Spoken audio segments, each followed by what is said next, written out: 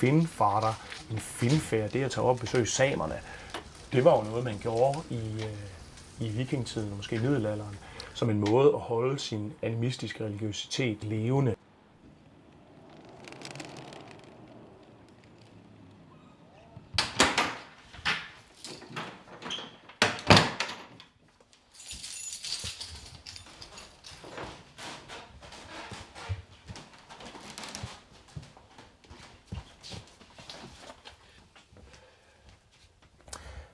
Så jeg lavede faktisk en finnfærd, da jeg var 16-17 år gammel. Tog op til Finnmarken og gik på den samiske folkehøjskole i Karasjok, Sami Albotalaskola. Nu var jeg også 16-17 år gammel, ikke også? Altså, når man er 16-17 år gammel, og man kommer op til et koloniseret folkeslag, så fatter man jo bjælle og en hat.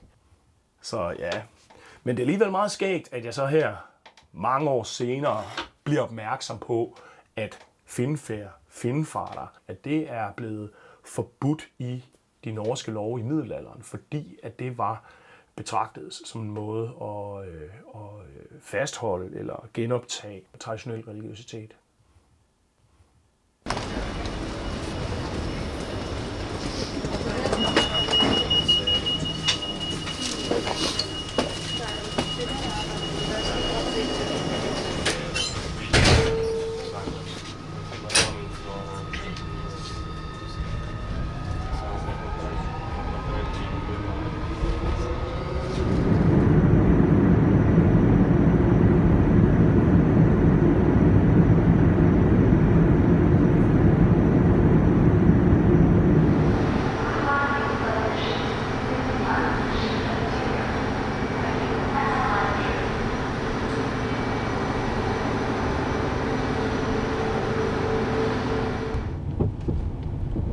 Så nu har jeg rejst til Finnmarken en gang mere, ligesom de gamle vikinger. Men den her gang er hensigten lidt en anden, end da jeg var ung. For nu skal jeg faktisk op og møde en samisk shaman. En mand, som selv har gjort sin egen form for finnfærd.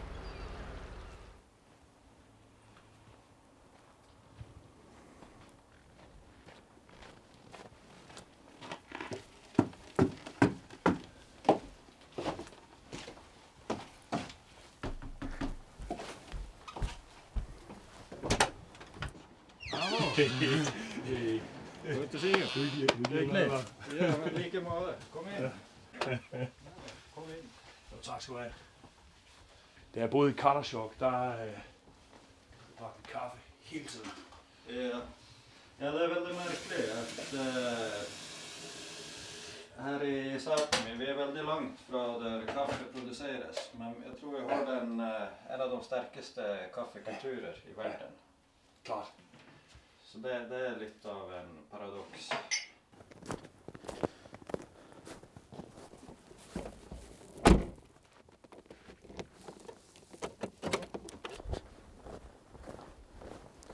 Møder du nogle gange fordømmelse fra samer over, at du vender tilbage til den oprindelige religion? Jo, det skjer. Det gjør det. Det er nå omtrent kanskje en tredjedel av alle samer som mener det, og en tredjedel synes at det er veldig bra det å gjøre, og en tredjedel som vel ikke bryr seg.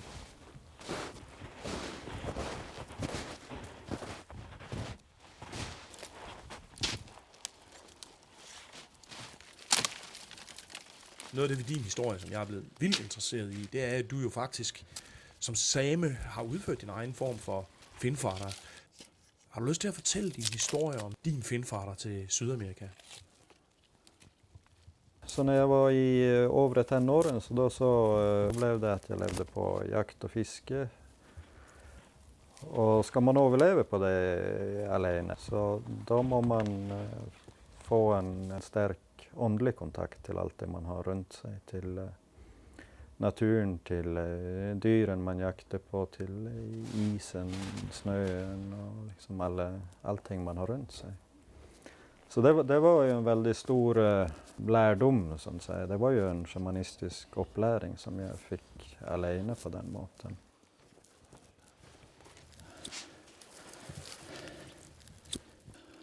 Men jeg følte det ändå at det var noe som jeg ikke fikk tak i. Så etter en tid så følte jeg at nå har jeg lært så mye jeg kan på denne måten alene. At for å komme lengre så må jeg finne et levende menneske som kan mer, og som kan guide meg fremover. Og det fanns ikke lenger å finne her, for det at sjamanismen har jo vært forbudt i 400 år.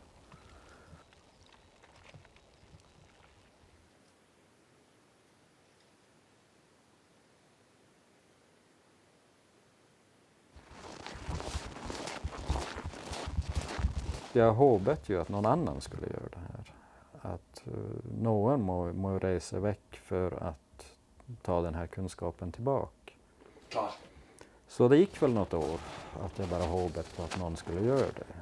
Og sen så skjønte jeg at det er noe ingen som gjør det hvis jeg ikke gjør det selv. Så da gikk jeg opp på et fjell, og så bad jeg til alle høyere krefter om at jeg skulle få en veldig bra jaktsesong, og det fikk jeg. Så det ga meg en billett til Amazonas.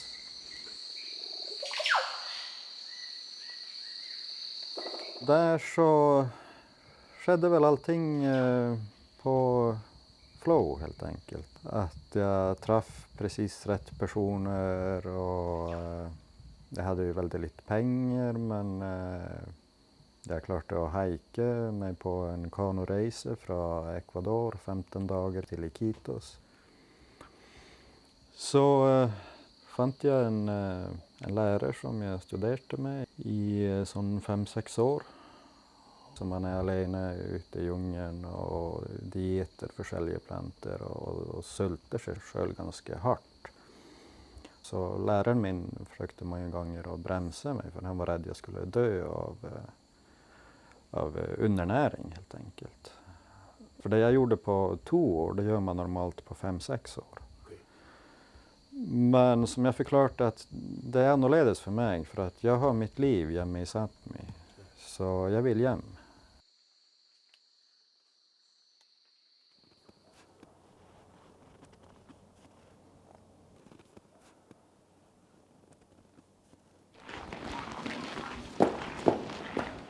Når jeg kom hjem hit igjen, så fikk jeg sen mange ganger spørsmål om peruansk, amazonisk kosmologi og tradisjoner og sånt.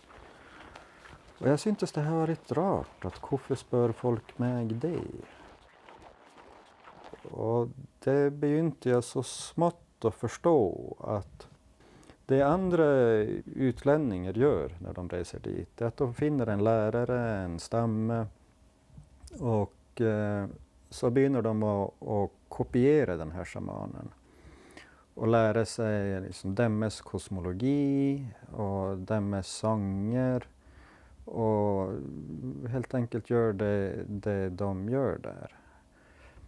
Men det er det at kopien blir sjelden like bra som originalet.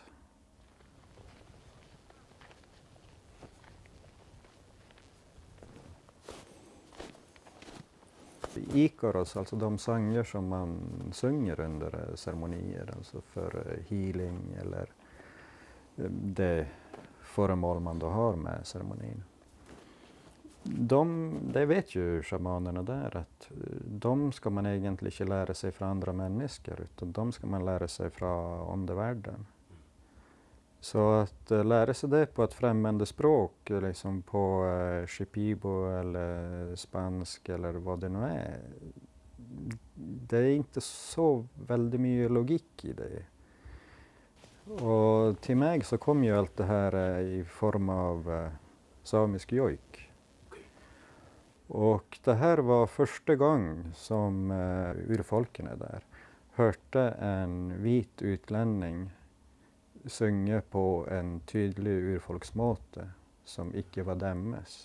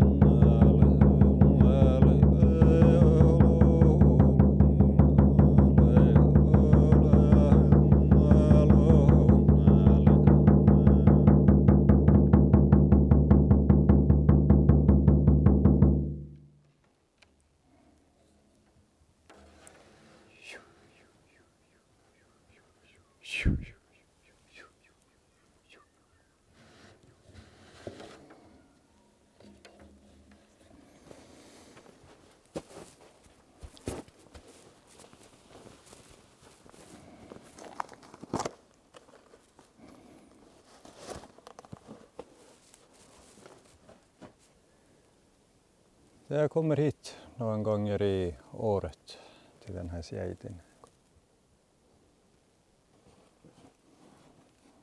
Ibland är det för det att det är något specifikt som jag vill be om.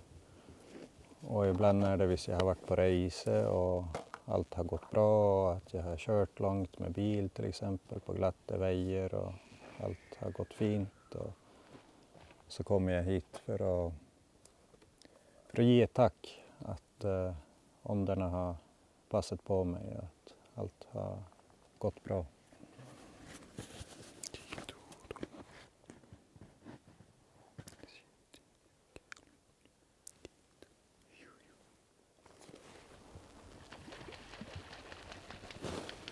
Jeg kan godt mærke det, at det er et kraftfuldt sted. Ja, jo, nej, men det är gott att se att den här Seidin har överlevt in i modern tid och att den är aktivt brukt. Det är som vi såg ju här under Veisos att vi inte är de första som går hit. Att det har varit någon andra här tidigare. Och det ger ju hopp om att all gammal visdom är inte glömt, att det är fortsatt i bruk.